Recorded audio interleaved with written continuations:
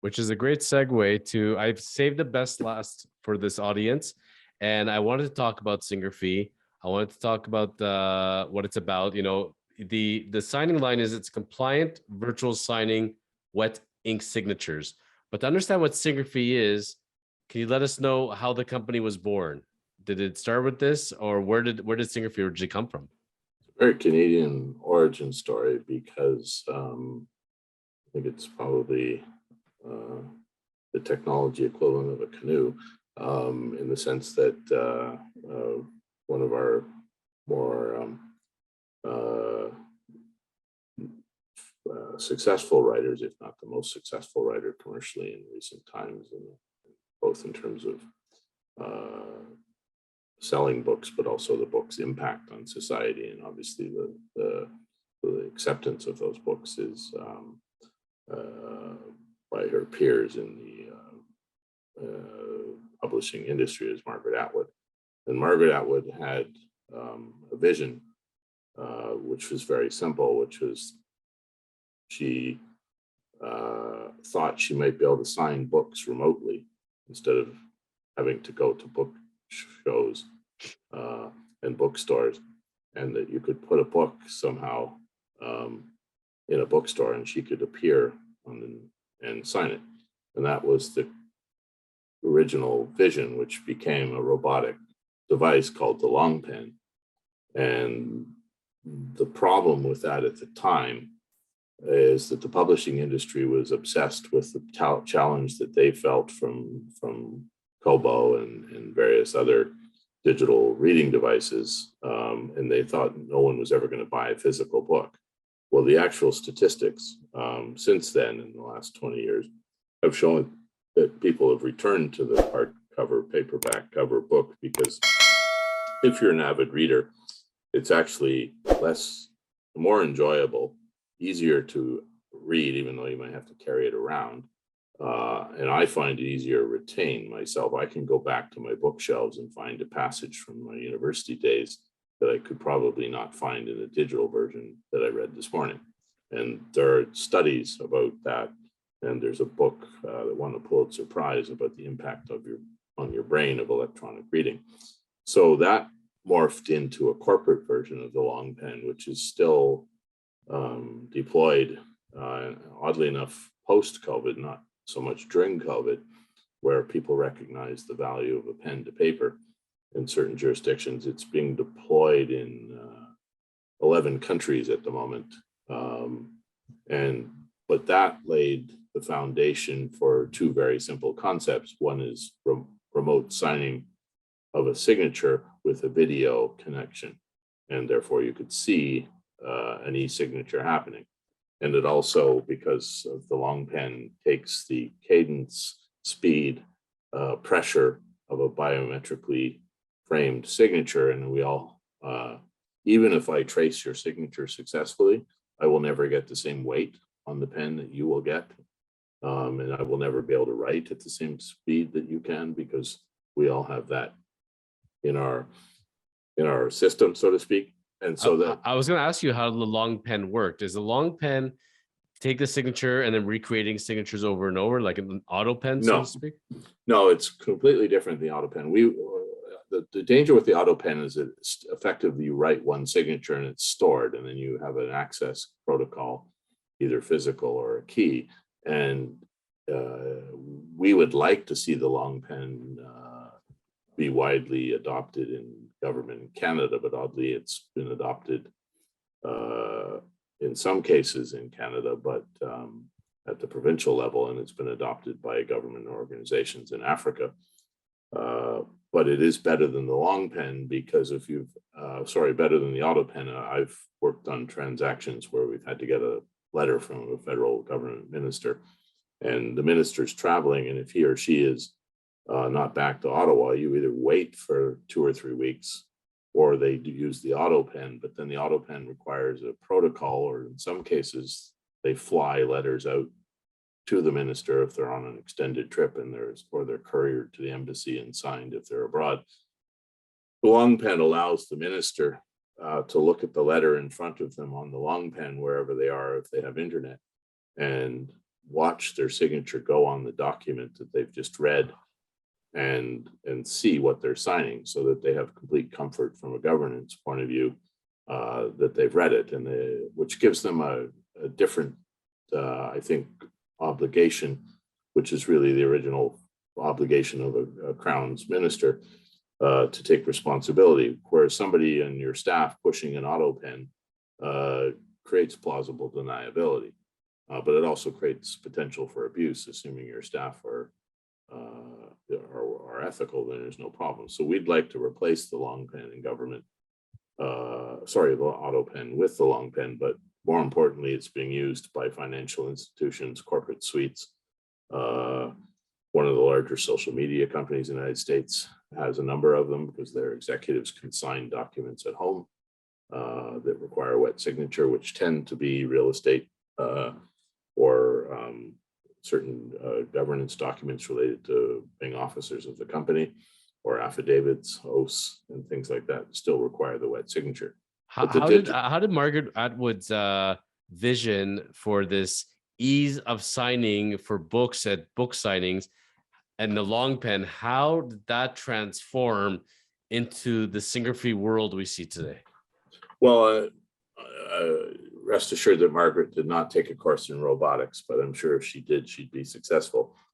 She engaged with our founder, Matthew Gibson, and who has a long history of taking technology from concept into I don't know if reality is the right word, but into prototype and production.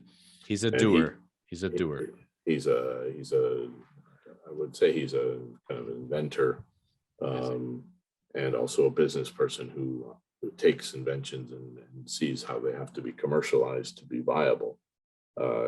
He's been doing that with a wide variety of products. And so he took that and he developed the long pen, and then he took that and turned that into a digital version, which is the ink sign and video signing room. Mm-hmm. We're the only signing company in the world that can offer you, the 4 products in our suite, which is ink sign, which is comparable but better than we think to other people in the business.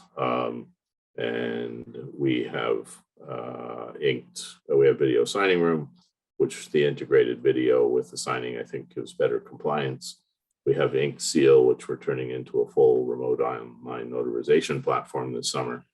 And we have the long pen for those instances that require, by the nature of the document or the jurisdiction, still require a wet signature. And the other one we talked about, and it's funny, I get this idea in my mind. Like I tell you, I messaged you the other day and I tell you, one thing with real estate lawyers, fraud, and, identifying clients and everything else, how insurance companies are very concerned about this, maybe some ideas on how we're gonna be able to do this. And then you come back to me and say, we'll see you at the next update. We're already working on this. And I'm thinking, wow, as far as levels ahead of where we're going, being able to combat fraud, identify people, have secure signings. You take that combined to a secure platform to properly transfer money that's not wiring, and we're going to be made in the shade. I think that's our last step. But as far as wiring, we'll let the Bank of Canada and all the other smarties take care of those in the meantime, but we'll worry about virtual signings here. Well, the last time we spoke about our product, you said you were 99% happy. And then I told you there was a feature that you hadn't discovered yet, and you said 99.5. So we're still working on the 0.5 for you. But there's a term that was in fact the Dewey system in the 50s that the Japanese took as part of their industrial strategy, which is the Japanese term Kaizen, which is commitment to constant improvement. A product, a company, an individual, a society, if it does not wake up every day and want to make itself better, either goes backwards or becomes stagnant. So as a company, we don't use the word we're not Kaizen as a mantra or anything like that, but we have a team of individuals, from the CEO to the CTO to the marketing team and myself, who kind of is the chief coordinator in chief, who wants to make the experience for the company and for the market better every day. And that's how we think we can move forward as a company and be successful. And we are getting a lot of traction replacing a company that we joke about and call the Voldemort sign, but we don't want to get into any sort of prediction on who that company might be. We're here to talk about what's important, which I think is, the issues of beyond technology, which is, why we wake up every day and try to be better humans. I could tell you professionally, I think about it all the time as far as where life can go, where is the industry headed, and honestly, who can get me out of business or who's going to make me extinct, and how can I always stay ahead? I don't want to ever be complacent and thinking, oh, what we're doing is good enough and this will last forever. I remember my brother telling me when I was younger, I had the opportunity to go into the typewriter ribbon business, and that was going to be a good one. Kind of had my hesitations on it. I'm really glad he didn't do that. Yeah, at least he should have gone to the electric ball one from IBM, but he would have Those are survived fantastic too. I mean, he would have survived slightly longer, but no, we live in a period where, my father was pioneer in adult education at the University of Toronto. And, I realized to a certain extent when you get to be your father's age that maybe they were actually saying something that you should have listened to. But he predicted that most people are going to have 3 or 4 careers, because even if you start off with one, increasingly that industry, let alone that role in the industry, is either changed dramatically in terms of the skill set, or that industry may not exist. And therefore you're constantly having to reposition yourself. And obviously something as essential as law is going to exist. But if you want to maintain the prosperity of your profession and the integrity of your profession, then you do have to adapt. I mean, I think when I lecture on doing business, I always quote the U.S. Marine Corps, which is to adapt and improvise, because you can't just expect the market or your competition to sit around and say, let's let you be successful. It's a tough world out there, but that makes it interesting. I could tell you, since you and I came together and our firm worked with your company, the copy machine guy hates me. I never see him anymore. When I started at Kormans, I would see him pretty much every day. Don't see him anymore, really. Don't see the boxes of ink tone, the same boxes of paper sitting there. I don't see more Staples deliveries. Like, it's amazing when you go paperless and virtual in supplies, when you think about paper clips and staplers and highlighters, and just amazing. And I said, the only supply I ever want to see ordered is a mouse and a camera and a microphone and a keyboard. That's it. That's the only supplies you need. I don't want to see anything else. I do like the scanners on the desks where you can get them, because people are still sending you paper. Instantly, you're scanning them, keeping electronic copies so they don't get lost. I think that's really great. Thank you for enjoying today's episode of the Chosen Life podcast. Go ahead and hit the subscription button below and the notification bell to catch all of our great shows. And remember to contact the Chosen Lawyers when you are ready for your next real estate and commercial transaction. Go to kormans.ca.